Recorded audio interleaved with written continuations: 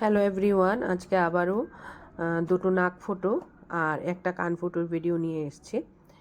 অনেক সময় দেখা যায় যে একদিনে অনেকগুলি কাজ এরকম চলে আসে। তো আজকেও সেম এরকমই ছিল। ছোট্ট বাচ্চা মেয়েটি নাক ফুটো করছে। তো বাচ্চা মেয়েরা তো শখে শখেই আসে বেশিরভাগ ক্ষেত্রে। তো মেয়েটারও খুব শখ ছিল।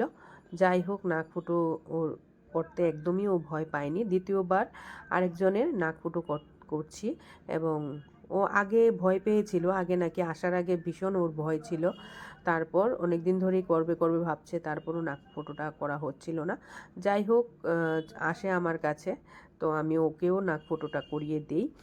আর সত্যি কথা বলতে কি, এত বেশি ভয় যতটা লাগে ততটা কিন্তু ব্যথা লাগে না, কারণ আমি মেডিসিন দিয়ে দিই, তাহলে কিন্তু এতটা ব্যথা লাগে না। আর সমস্তটাই আমাদের কিন্তু মনের ভয়, আর মনের ভয়টা যদি আমরা বের করে ফেলতে পারি তাহলে কিন্তু আমাদের সাহসটাই থাকে আলাদা। ঠিক সেই রকমই আরেকটা কান ফুটো এসেছিলো। ও ভীষণ ভয় পাচ্ছিল, কিন্তু ও না ফেসটা দেখাবে না। তো তাই ওর ফেসটা আমি দেখাইনি। ও বলেছিল যে দিদি আমি ফেসটা দেখাবো না। আমি ঠিক আছে, তুমি ফেসটা না দেখালে না দেখাও, আমি শুধু তোমার কানটাকে দেখাবো। তো কান ফুটোটা উপরের কানটা ফুটো করেছে। আর উপরের কান ফুটো করতেও অনেকেই ভয় পায়, কিন্তু ভয় পাওয়ার কিছুই নেই।